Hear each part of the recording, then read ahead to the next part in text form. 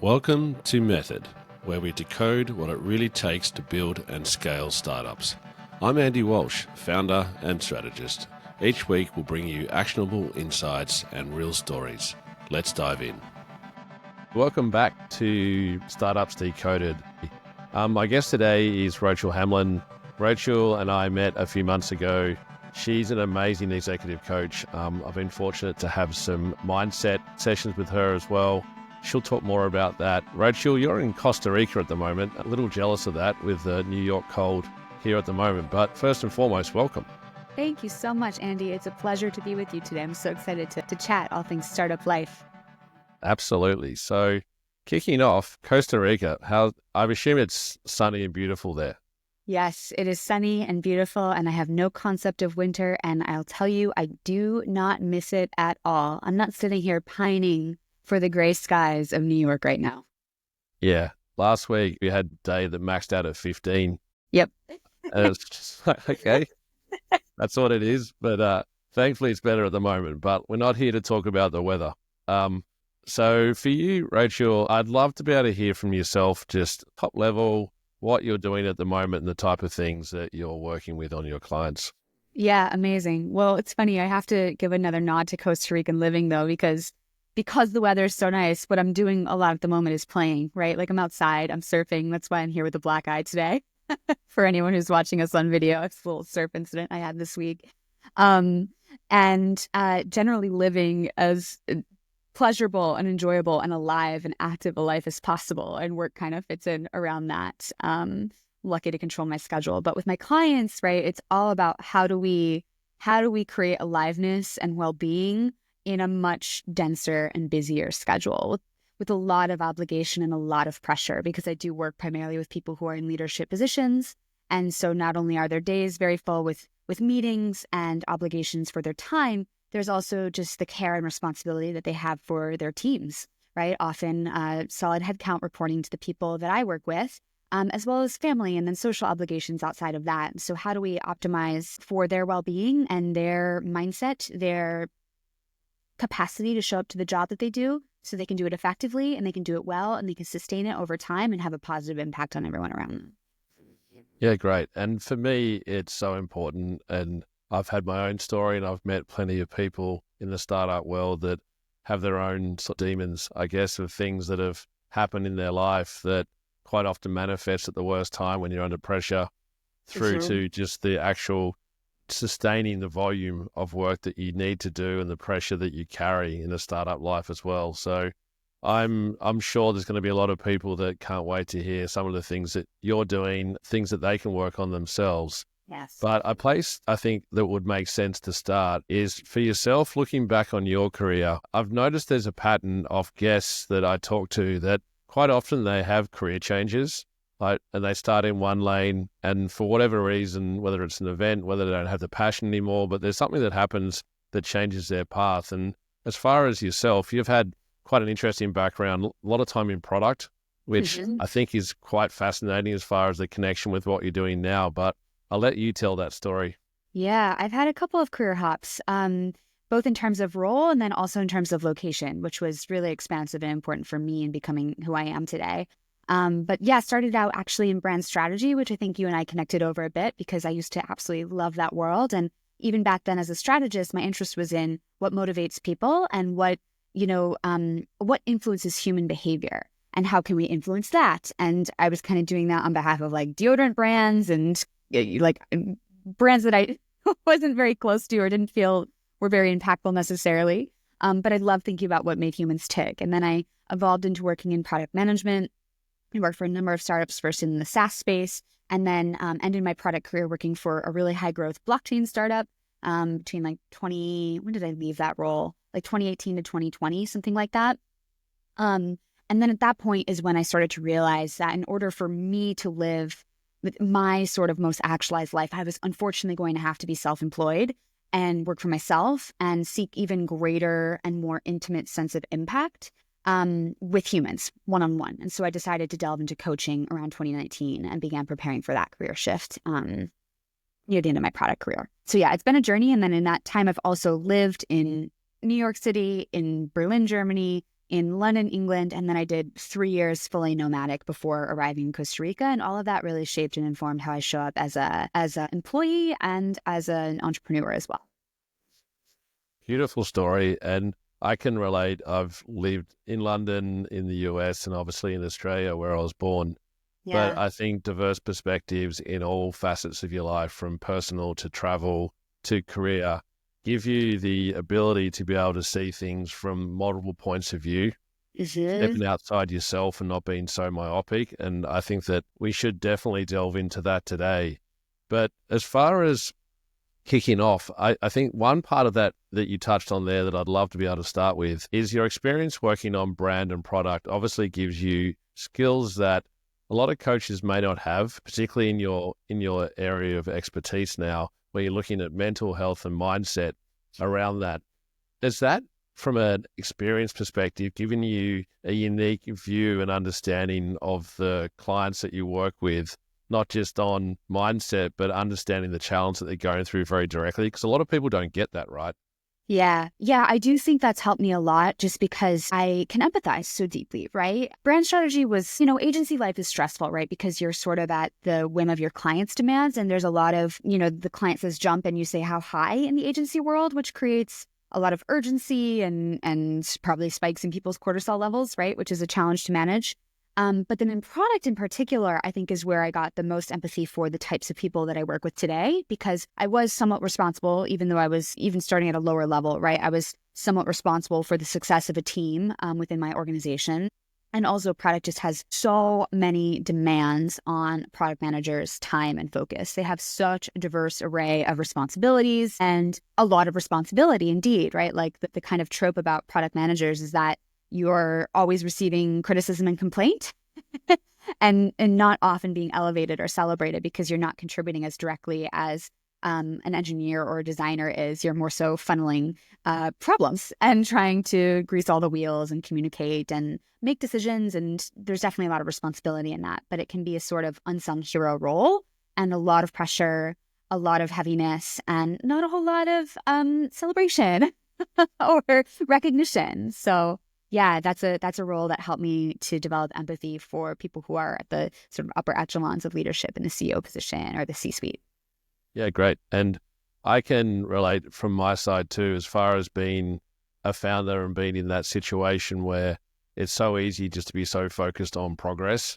And sometimes you don't even know whether you're making progress, if you're prioritizing the right things that actually will make a difference, how you get the right balance. And it's interesting, the connection, and the guests that I've had so far have come from different backgrounds, but all work in the startup space in some fashion.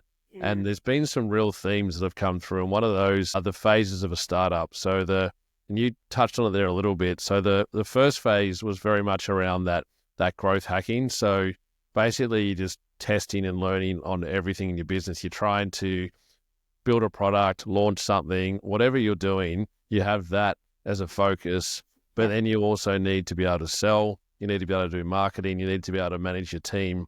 And the personality type that typically is hired or even becomes part of that are people that love that chaos. But the chaos is obviously not sustainable. And once you get into a second phase, which is where you've probably got product solution fit, you're getting some revenue momentum and you're starting to build it out, you need to get a bit more structure and rigor around that. So my question, I guess, connecting those two, as far as the different mindsets that a founder needs, the things that they can focus on, let's start in that early stage where it feels like you're just in the deep end, you're drowning every day.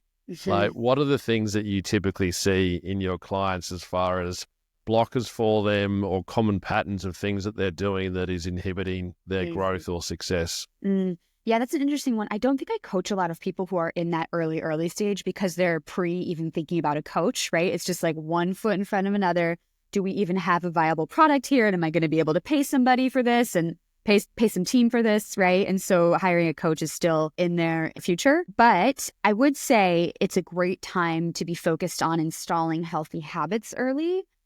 Because one thing that I think can create friction for founders as they start to mature and enter those more secure stages of building a company is they've become so habituated to being on the line personally for everything and being the one who needs to be getting their hands dirty all day and all night long, right? And because of the way our brain works, like you establish some pretty deep grooves in that time period, and your brain just starts to run along those same tracks of like, I am the doer. I am the one who's responsible for everything. I must be always available. I must be always working. These are all my problems to solve. And the more identified you become with that sort of thinking, and the more you allow yourself to work, the harder it's going to be later on for you to zoom out and maintain or even find perspective on the business in the first place, as well as to then build in more time for self-care, honestly, and to take care of yourself. So I would really encourage anyone at any stage, but including early stage, to build good habits early, which means taking a little bit of space here and there to actually zoom out and look at what you're doing, even when there's just infinite things that you still need to be doing. Does that make sense? Yeah, absolutely. And I think the theme in that one for me is all around culture. So obviously you're working hard and you're doing everything you can to try and make it into that next stage where ultimately hitting product market fit, and you've got some, I guess, momentum with what you're doing and also greater understanding of the things that you need to do to be able to be effective. So would you say then that if you're picking up clients and they're at product market fit, and they've got issues within their business as far as how they move forward, if there's tension and stress, etc.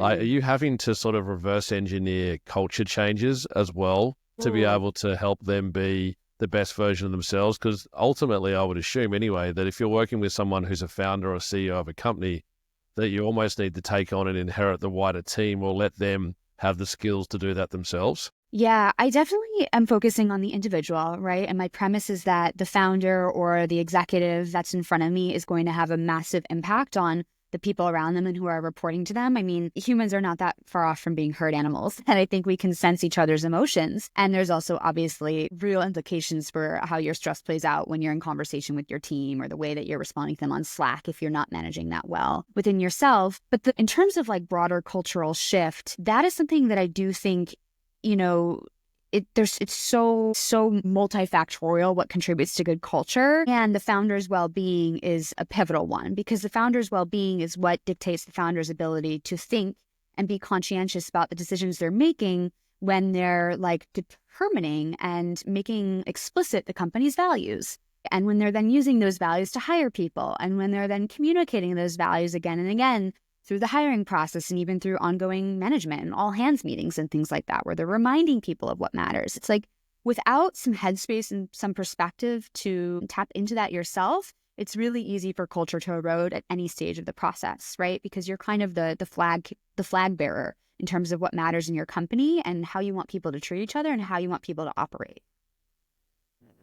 That makes a lot of sense. And I think the sort of passive impact, I'll call it then, if I'm interpreting that in the right way. So as a leader, if you're focusing on mental health and you have a good balance, naturally you're going to be more positive, more decisive, more creative. There's a lot of upside that comes through having mental clarity. And you talked before around the herd, and you often mirror each other's stress. So if your CEO is walking around and they're angry and stressed out, etc., it's hard not to absorb and take that energy on as your own.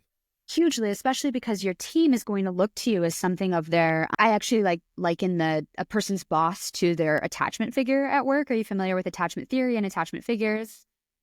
I'm actually not, so I'd love to hear. Really? Okay, so like an attachment figure is just terminology for, it's basically your primary caregivers when you're small, typically a person's parents, but not always. And it's basically where a young child, an infant, is sourcing safety and is learning how to exist in the world, and is always looking and checking to see, like, am I okay? Am I safe? The attachment figure does a ton of imprinting on a young being to establish their sense of security in the world. And we still kind of orient to other people in our lives as attachment figures, even as adults. And so as adults, like, your primary attachment figure replacement is usually your romantic partner. They're like your greatest source of security and safety in the world. But then I sort of extrapolate out and I look at a person's boss or manager as a secondary attachment figure too. It's like a person that you're kind of unconsciously checking.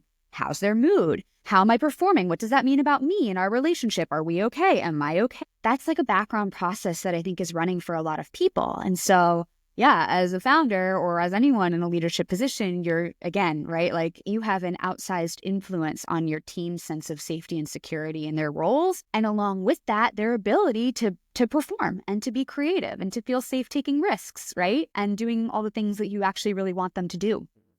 That's fascinating. And as far as defining culture, that is a great example about the positive and negative effects that you can have on yourself. So being able to focus on you and set the right culture across the business, that people pick up the positive energy, the excited energy, and they're attached to that side rather than worrying about all the things that are probably going on, that you're not putting your head in the sand, but you're acknowledging that, things are challenges that you have to overcome, but they can be overcome. Yeah, I think stress also really erodes your connection to what you love about what you do and what you love in general, right? The more time you spend in a state of agitation or fear or resentment, however stress is being flavored for you in any given moment or any given stage of your company, the less desire you feel to be doing it, right? The less you remember why you started in the first place. And you might mentally remember, you might be like, okay, cool, we wrote our mission statement. We're here to solve X problem for Y people. It's great, we care. But like, it's robotic at some point. You know that you care and you know what you're doing, but you don't feel that you care and you don't feel the excitement. You don't feel the passion. And that's just stress having sort of a dulling effect, a numbing effect on your ability to feel the good stuff. And so it's another point in favor of having headspace, having perspective, and having well-being, so that you can actually, in a felt sense, juice up on the purpose, on the mission, and what got you there in the first place. Yeah, the purpose is a big part. And in brand strategy, obviously setting the right foundations for a company from your brand perspective applies to internal and external culture as well. So what you stand for, what you're building, how you want to help people, how you want to grow a community around that is very purpose-led. And I always tell any of my clients on brand strategy that you need to make sure that your internal culture and purpose resonates and is shared at large to your customers as well, because that's what they connect to. So having that positivity and energy around that is so powerful. Well, I think too, right? Like, I've written lots of brand strategy documents, as I'm sure you have, and I have such respect for great copywriters because they can put that spark in you, right? They can give you that aliveness through really good word choice and really good writing. And that's the purpose of a strategy doc, right? Is to capture something that's really meaningful on paper. But in this current world that we live in, like, there is just so much distraction and people are being taken, their focus is being taken in so many different directions. In a startup, it's almost guaranteed that any given member of your team has more work than they can possibly do at any given moment. And so, like, having a written mission statement is not enough, right? You need to be, especially in leadership, a sort of living embodiment of that purpose and of that excitement or that passion in order for people to feel it viscerally on a regular basis. They'll forget about it if it's just written on the wall somewhere. Yeah, it feels very like sporting team, college, having slogans on the wall in that sense. And it means nothing if you're not actually living and breathing what's written on the wall. So it has to be a foundation of how you operate. And something you covered there, and I think it's really important. There's a great author, Johann Hari, who I assume you know, but he's written, I think, maybe 3 books, and he always researches so much and talks to so many people in different perspectives. And one of the quotes he talked about that stuck with me, and it was someone else's research, and the numbers are going to be slightly off, but pretty close. And what he said was that in a normal day, humans spend 60% thinking about the past, 30% in the future, and only 10% being present.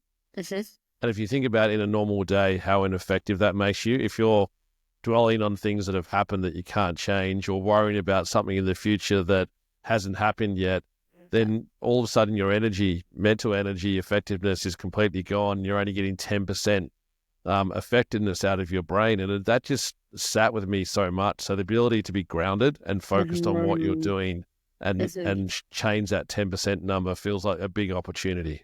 Do you meditate, Andy? I can't remember what your practices are around Yeah. that. So in the morning, I start my day every day with a cup of herbal tea. I meditate and I stretch, and it's sort of probably about a 30, 40-minute routine to be able to just ground myself. And I'm fortunate that I have a large window and I watch the sun come up at the same time that I'm doing that. Yeah, so good. So there you are instilling like a good force of habit, right? Every morning for 30 to 40 minutes, you're getting a glimpse of that state of being, which you can then actually toggle back into with greater ease throughout your day. Presence is just a state of being, right? That we can actually practice and anchor into our systems and return to even when we're in a stressful moment. So I love that you highlight that because it's actually not as out of reach as I think people think that it is. And sure, okay, right now people are saying, I don't have 30 or 40 minutes in the morning to sit and meditate and drink my tea. But I've tried to create hacks in my own practice to help people touch base with a state of presence faster and with greater ease in order to cultivate that skill as well. Because presence, just like the overwork or the constantly being wed to your business, being busy habit that I spoke to earlier, is a habit, right? So the more you do it, the easier it gets and the more familiar it becomes. And the wider your range of like, okay, now I'm at like 12% focus and useful time today. Now I'm at 15% focus and useful time today. And so on and so forth.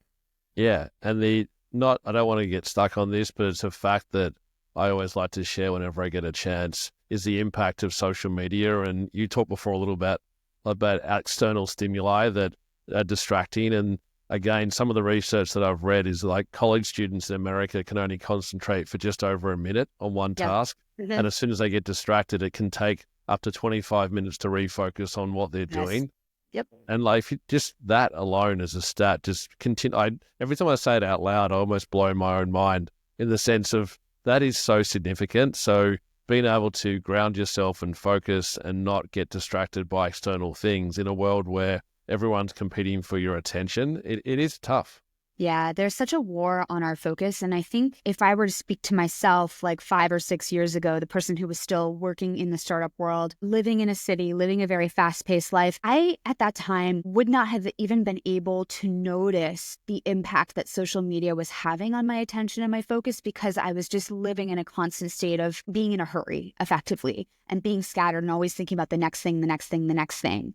One of the gifts of my life here in Costa Rica is, I mean, my goodness, the first year I was here, I went through an insane like boredom portal where I learned to be bored. I stayed here in a low season and I didn't travel and I lived the exact same routine that I'd been living for the past 6 months prior with like zero energy around me because almost no one was here. Nothing was happening. And as someone who has spent, the past 10 years traveling and hopping from country to country and changing jobs and living in major cities with lots of speed and hustle, that was so foreign to me and so uncomfortable and not enjoyable. But on the other side of it now, there is a much greater, and this might sound negative, but I just don't have a better word for it, a much greater sensitivity to stimuli.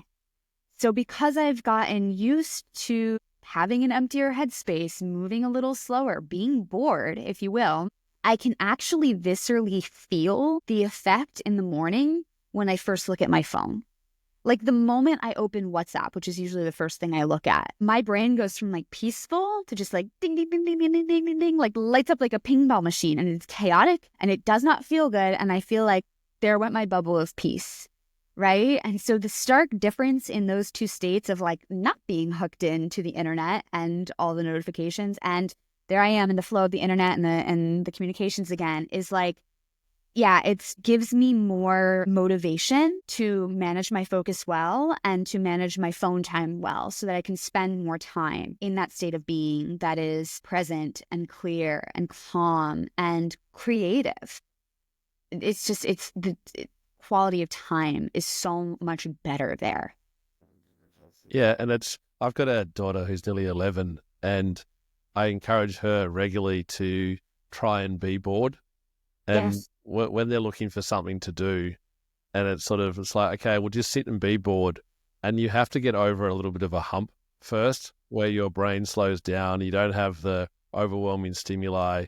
You're able just to sort of get into your own sort of flow state where nothing happening is a good thing. And if you think about creativity and problem solving and learning, your brain needs time to be able to process that and build the neural pathways to recall things, learn things, and come up with things that ultimately help you in your life personally and professionally.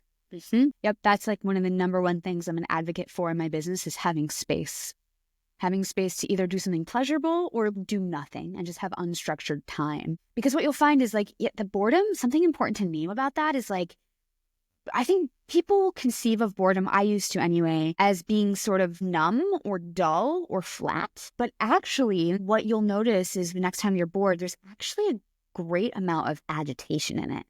Like you actually feel like fidgety and like maybe a little upset, or like you're just like not sure what to do with yourself because there's all this energy still running in your system. And this typically correlates with people who are high performers or high achievers. They spend a lot of time actually in attack mode, which is a state of arousal, actually. And so it's like deconditioning from the need to be in attack mode and adapting to like not taking in any stimulus for a little while and coming into a more natural state of being requires you to go through first that gradual fade out of agitation, because boredom is not just nothingness. Boredom is not dullness. Boredom is actually a sense of agitation at first. Yeah. And even then, just from a delivery standpoint, like the way that you talk to me, if you're frantic and have a stress in your voice, then I can't help but absorb it. But you had a moment there where you slowed down deliberately because you were being very considered. And for me, that's calming. And we've done meditation sessions together and just being able to change pace. Yeah. It's amazing how your brain loves that and it finds thinking and energy in the gap. So when you're talking, being able to take a pause, and it might feel like a million years if you're talking and presenting, where you might have 2-second pause between something, but the ability for you to then connect with others and think about what you're doing, it's quite enlightening, but very confronting. Yeah, we're all varying degrees of suggestible.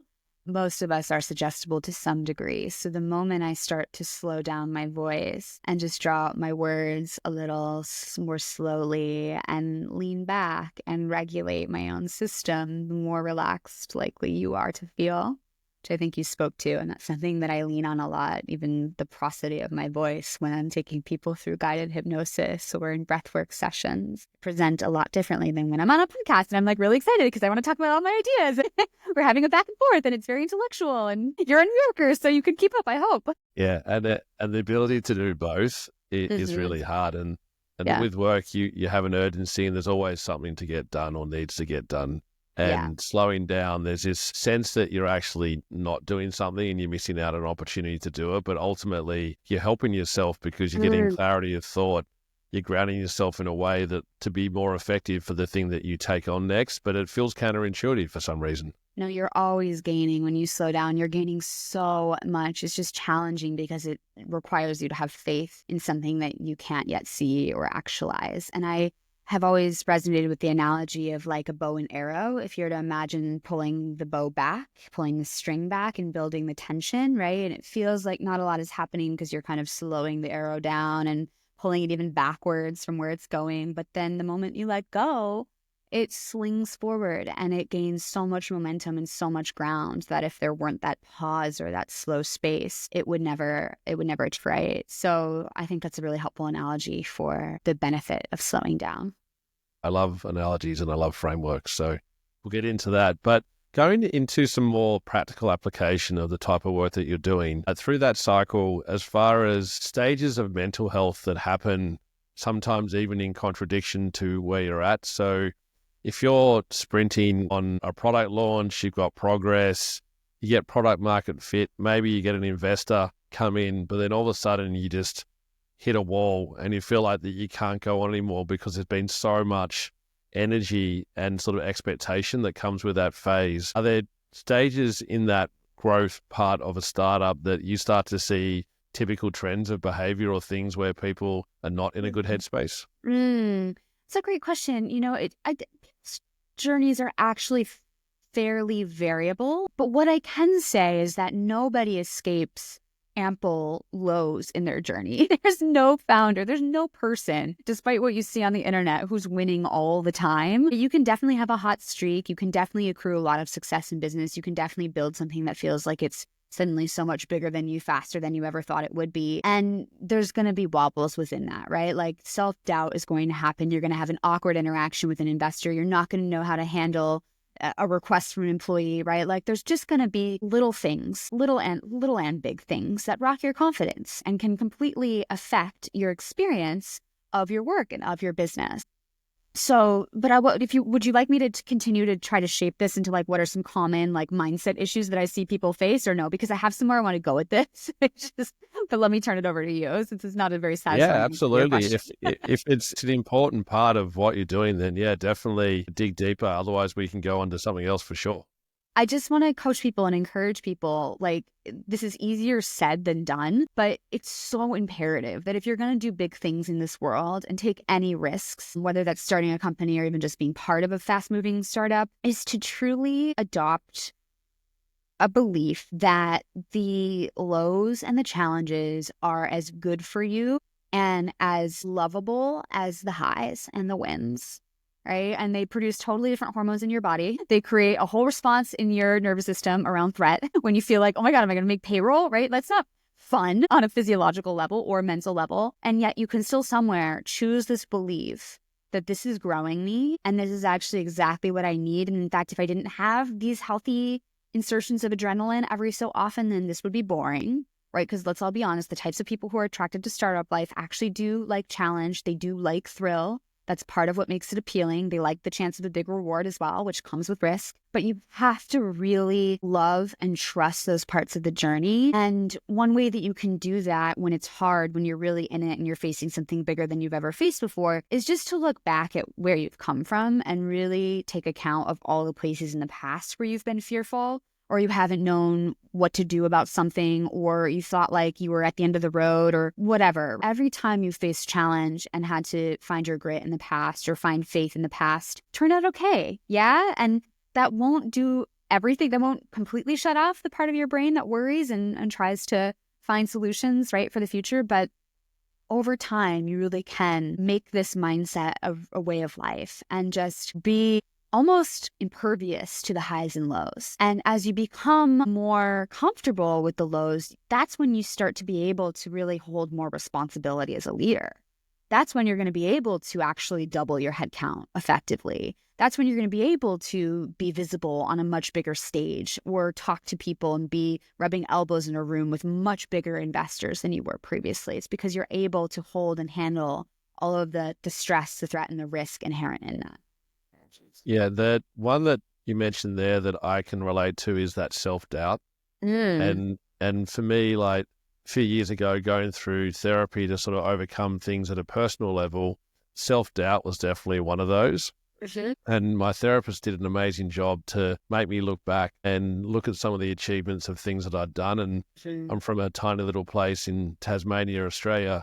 And to be here and do what I'm doing now took a lot of hard work, a lot of risk, a lot of sacrifice, and everyone goes through that in their life. But we're notoriously bad at looking back and going, okay, we achieved that. We take it for granted, but it gives you a level of confidence to go, okay, I've navigated a lot of things in my life. My practical brain is going, okay, if I think about that and use that as inspiration to problem solve rather than dwell on the problem, then all of a sudden you're solutions focused and you're not getting caught up on what's happened. You're looking at the ability to move forward and not dwell on the past. That's right.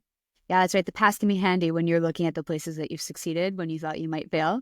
And I think you can actually turn this into something of, right, you hear about gratitude practices a lot where you should sit and you should make a list of 10 things every morning that you're grateful for. And it puts you in this high vibration state and then more great things happen and whatever. But if you're someone who's stuck in the sort of high performer trap or high achiever trap of really doubting yourself, not feeling like you're contributing enough, not feeling like you're making fast enough progress, however it's manifesting for you through your work, that can be a really nice daily exercise, is just to take stock of some of your past wins, some of the things you've accomplished, some of the ways that you've grown, even when it was hard, even in the face of failure, and actually try to tune into feelings of pride around that and actually feel it, not just think it. You know what I mean? With gratitude, you have to feel it, not just be like, thank you for the beautiful sunrise today. Thank you, I love coffee, right? You have to be like, oh, the sun is so beautiful. I'm so moved that I get to see the sunrise. And this coffee, it's liquid gold. It's there for me every morning. Anywhere I go in the world, I can have this gorgeous treasure. Like, I love it so much, right?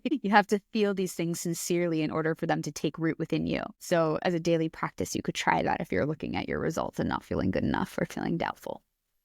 So let's go a bit further on that one as well. So in a daily routine, I gave you a bit of a peek at what I do, but from a practical technique perspective, what are some of the things that you can do if you're feeling overwhelmed, or even proactively starting to get routines in place that allow you to separate from work, clear your mind, and then be more effective? What kind of things could you pick up and adopt in your daily routine?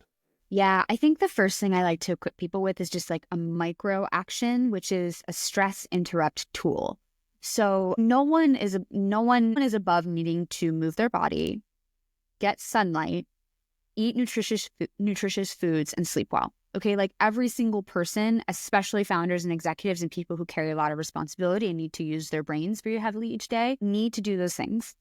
And the reason that they won't is not because they don't understand the importance. It's because there's unconscious resistance to doing so and stepping away from what they're doing and breaking the force of habit around working, being responsive. So if you were to go into the moment where you say, okay, it's 4 p.m., it's time for me to go to that class at the gym. I've been saying I was going to go to this class for the past 4 weeks and I haven't made it yet. And you touch base with how you feel in that moment, right? You're probably in your inbox or putting out a fire, whatever, managing something. And you think about now stepping away to do your commitment to yourself. You'll feel something. You're going to notice like a sense of like a dog on a leash being tugged and not wanting to go in that direction, or like stress maybe over what you're answering to in your email. You might feel frantic or something, like you just can't even think about the gym. There's probably a little bit of elevated stress in your body in that moment. And that's hijacking you and is going to make it very hard for you to reroute yourself to anything else, even something that you know is important. So in that moment, what you can do is start to break up and interrupt that stress response in your brain. And so I'll just equip you with like one really simple technique right now, which is to grab an object, any object that you can comfortably hold in your two hands. And you just have to pass it back and forth in front of you from left to right, right to left. And I'm just passing my water bottle back and forth, and it's going across the midline of my body. And as you do this, it's called bilateral stimulation. You're basically lighting up both sides, both hemispheres of your brain.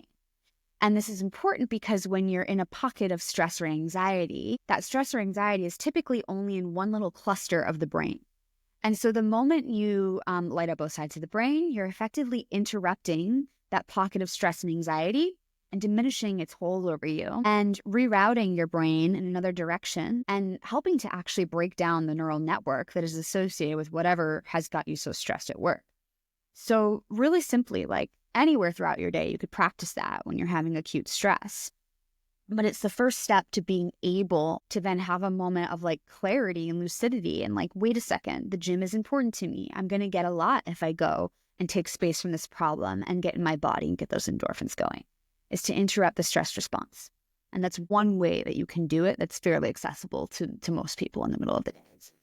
It's great. And it's so easy to do that.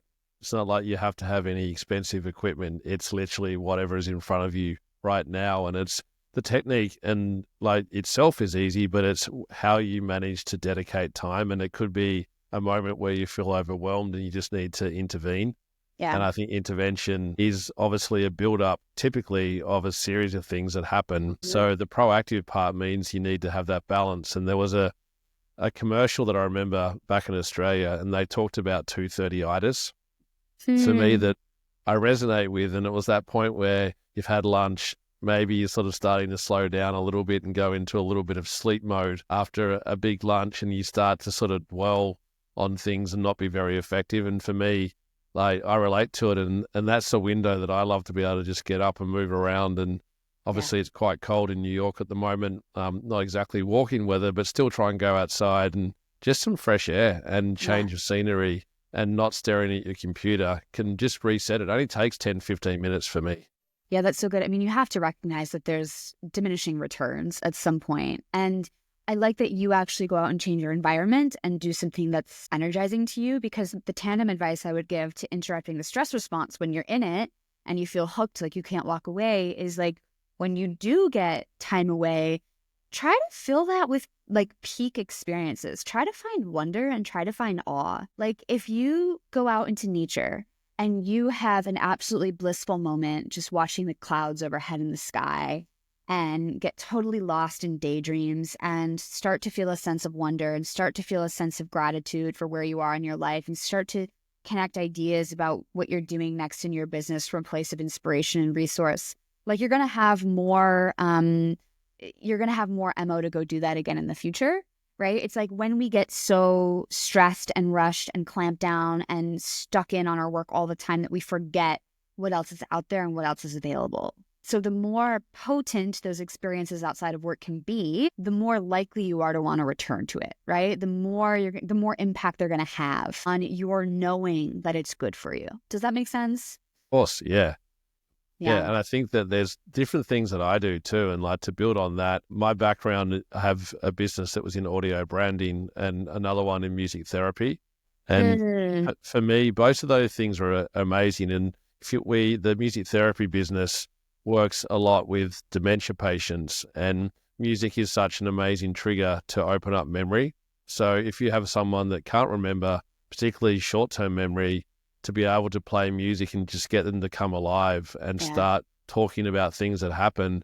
For me, music is a happy place, and there's songs that we would all have that are soundtracks to our life, like key moments from graduation to getting married. Maybe it was a holiday soundtrack, a road trip is always a classic as well. But curating music for me to be able to just stop, put music on and listen, close my eyes and just take my brain, because your neural pathways, again, the way that memories are accessed through music as a trigger is different to you just sitting there trying to recall something. So again, you're activating different parts of your brain that allows you to be able to think about things in a new way, which for me, I find in critical thinking and innovation really important skill. Yes. Yeah. I mean, it's so emotive, and it's part of why I serve breathwork actually as an offer to my clients, right? So you, Andy, I'm actually really curious how you cultivated your meditation practice, because I won't typically advise people to do meditation. Sometimes I'll speak against it. It's just too hard and too inaccessible for most people to just go sit into stillness and drop into a meditative state, right? Like that takes hours and hours and hours of practice.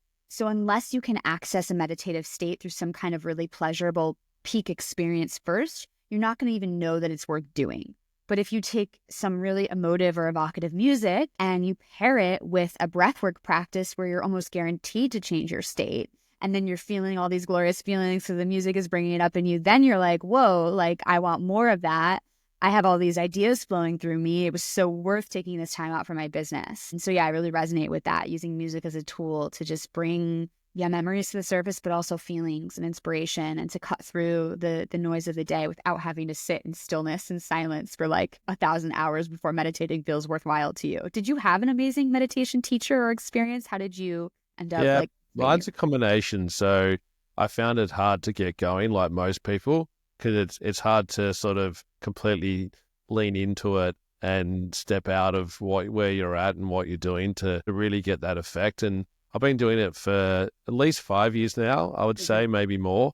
And I was doing 20 to 30 minutes a day. So I'm not sure how many hours that is. I'm not going to try and do the math, but it's a long time. And even now I use a guided meditation at home, which helps. But then also I've worked on walking meditation too. If I go somewhere quiet and I don't have any stimulus, like from a music perspective, I'm going somewhere and I'm very engaged sort of with where I am and the things around me and finding that place. And then the third one for me was yoga as well. And yoga is a great way to not only get the benefits of stretch and mobility, but also just to be in the moment and being present. And I think it takes a lot of time, as you said, but for me, I have the ability now, if I do get worked up, just to intervene for myself and have a few moments to primarily do breath work, just to overcome my physiological response and reset to be able to move forward and not get caught up in my own emotions. Because as you know, the worst thing about